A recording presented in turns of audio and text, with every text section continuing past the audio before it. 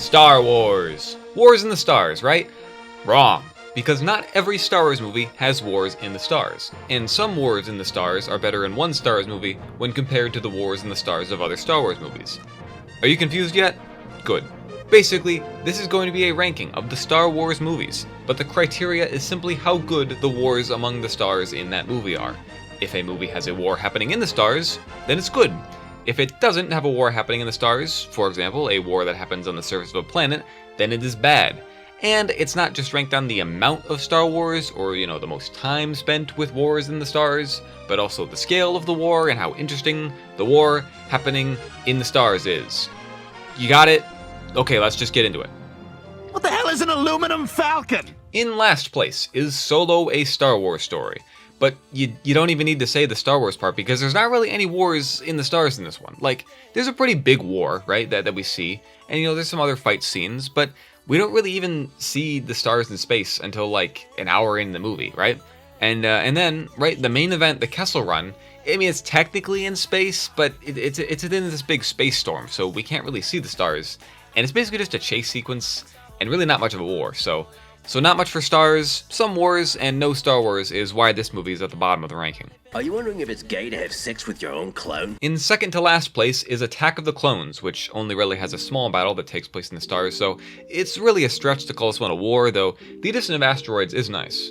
The best part is definitely the sound of the seismic charges, right? But after this, there's a big battle on the surface of Geonosis, but that's not in space, so I can't call that a Star War. So yeah, Episode 2 stays losing. Cry harder. Kill me. Up next is another huge disappointment, the Rise of Skywalker. There is a brief sequence at the beginning where the Millennium Falcon does this thing called light speed skipping, which, whatever that is, there's basically like a short minute here or whatever where they fly through what looks like an asteroid or something. I don't really know what this is. I'm gonna assume it's in space because, there's some stars and it doesn't really look like the surface of a planet. It could just be at night. I don't know. I'm just gonna go with the assumption it's in space because I don't really care that much. But after this, the only other thing that's an act of war that happens in space is when this Star Destroyer blows up Kijimi. So neither of these are particularly interesting Star Wars, but there is two of them, which puts it just barely above the two movies behind it. Maybe three if you count this brief shot of a Star Destroyer getting destroyed above Endor. Every day I wake up! The Force Awakens is next with its 3 whole wars that happen in the stars. First is a small dogfight where Finn and Poe escape the First Order above Jakku, which lasts for a little bit, and it's a pretty fun sequence. They blow some stuff up, right? And then second is when Han Solo finds Finn and Rey with the Falcon, and then those like gang dudes show up, and there's like tentacle monsters on the ship, and it all happens in space, and it's a big fight, so I'm counting it. And the third one is when Starkiller Base blows up the Hosnian system, and this laser, it spans multiple star systems as it travels through space, and hey, wait a minute. So the Hosnian system is like light years away from Starkiller Base, right? And light travels at the speed of light, so shouldn't this take years to get to them? Or is that not how it works? Am I overthinking this? Whatever, this is irrelevant to the point of the video. So, like in the previous movie on this list, with, a planet getting blown up in space, that's an act of war, so it counts. And there's more planets getting blown up, so, the casualties would be, like, astronomically high for this one, so that's a pretty big scale war right there. I just find this sequence oddly boring, though. Like, it's supposed to be some terrible thing, but it's just kind of boring. Yeah, great job, JJ. Also, I'm not counting the Starkiller Base battle as a war in the stars, because Starkiller Base is a planet, right? That gets turned into a space laser, but it's still a planet. So it doesn't count as being among the stars, according to the criteria that I set for this video. Look, I make the rules, alright? I made the rules for this video. I get to decide how they're enforced. Guess who's back? Back again. Okay, now we're actually getting into good movie territory. But unfortunately, The Empire Strikes Back disappoints on the war happening in the stars front, despite having plenty of war. The Battle of Hoth mainly appears on Hoth, though the rebels do use the giant boob nipple gun to disable a Star Destroyer in space, so that counts, and that's pretty cool. And then later on, right, we see the Falcon crew, they fly around in space while they're running from the Empire, and they gotta, repair the ship in space, and then they hide in a space worm, and, then they get out of there and fly away, so a fair amount of stuff happens in space. We're gonna count it as war, right? They're running from the Empire the whole time. But then everything on Cloud City is not in space, but as they're leaving Cloud City, they flee the Empire in space, and, there's a little bit of war going on there, so, then they hyperdrive away, but still, that's a lot of wars. And while not all of them are in the stars, the ones that are, I would say are pretty good, even if they aren't like the main focus of the movie. Oh woman, are queens. Okay, so with this next one, I could see how it probably should be lower on the list, but The Last Jedi does start off immediately with a war in the stars happening. Now, I know a lot of you probably think that a bombing run in Star Wars is dumb, but I think it's kind of neat, and, regardless, it's still a lot of time. You can't deny that this is a big war happening in the stars, right? It takes up a lot of time. It's a war that happens in the stars, so it counts. And then this continues. The war keeps going on. The First Order pursues the Resistance through space. They have this big fight scene, with Kylo Ren. He has his TIE fighter, right? But then it just becomes this slow crawl, and as we're just waiting for the other plot points to catch up, which is really boring. Rey and Kylo do have a fight. They fight the Red Guards, and that happens on a ship in space, so that counts as a Star War. And the Holdo maneuver also counts as a war in stars, regardless of how you think about it. It's a war in the stars. It counts. And then, right, Finn also fights Captain Phasma after that, right? So that's another war in the stars. So that's a lot of Star Wars, right? But then all the war stuff after this happens on Crate, so, it's not anything that spans the stars. But wait! Luke, he projects a Force illusion of himself across several star systems, so yeah, I'm counting it, alright? Look, it's my list, I make up the rules, whatever I say goes. So yeah, some really cool wars in the stars, some really boring wars in the stars, and some wars in the stars that don't really make sense.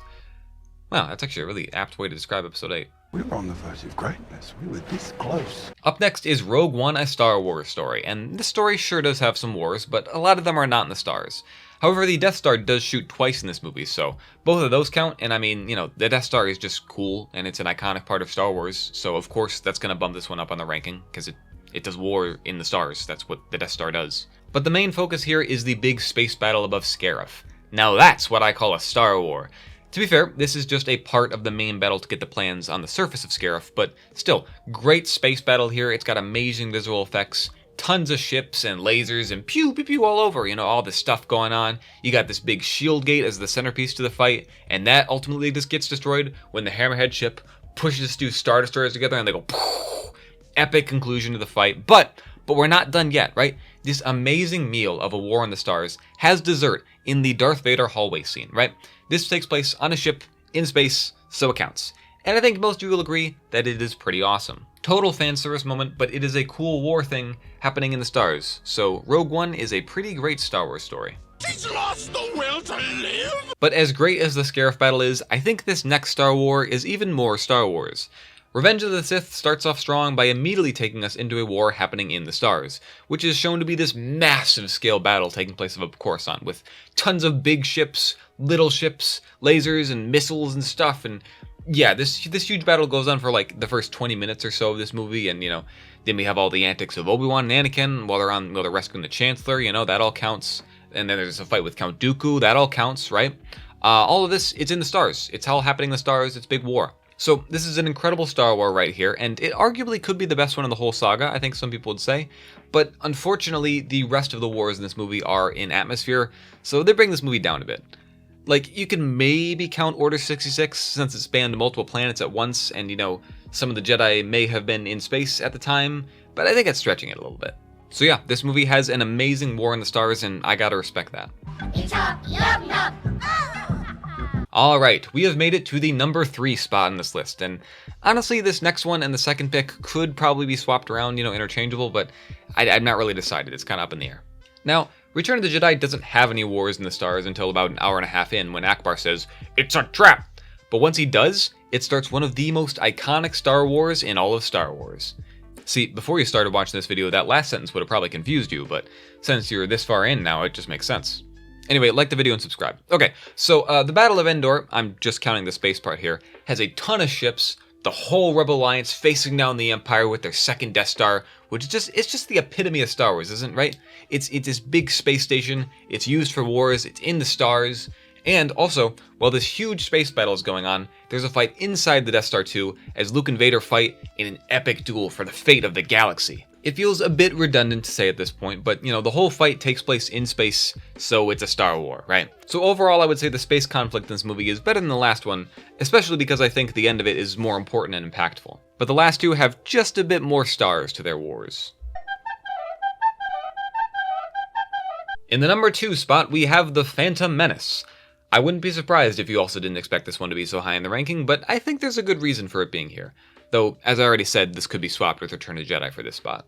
Anyway, this movie is another that starts off immediately with a war in the stars, since the blockade of a key trade route using droids sends the whole galaxy into turmoil, and this disruption is really just another domino to fall for the charismatic old leader who uses this conflict to gain more powerful and influence, and he turns this democratic republic into a dictatorship, and alright, yeah, George Lucas, I'll give you this one, you predicted this. Anyway, back to the actual movie we're talking about. This conflict is a war that happens in the stars, so, since the ships are in orbit of Naboo, so anytime the blockade or the Trade Federation is mentioned, it's a war in the stars that's happening. So, I mean, this is just in the background, and there's other cool, Star Wars things that happen in this movie, like, Obi-Wan and Qui-Gon, they fight through the ship, the Trade Federation ship, after their ride gets blown up. That's all Star Wars, or, then they go down and they escape from Naboo, and they have to go through the blockade. That's a Star War, right? Anyway, then they get to Tatooine, and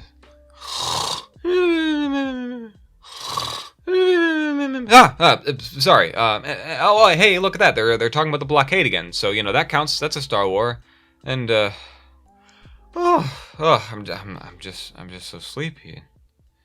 I'm awake. Whoa, hey, look, cool. There's a fight happening in space, which serves as the climax of the movie, where a bunch of ships go inside a bigger ship and they blow it up from the inside. And wait a second, didn't I already talk about this?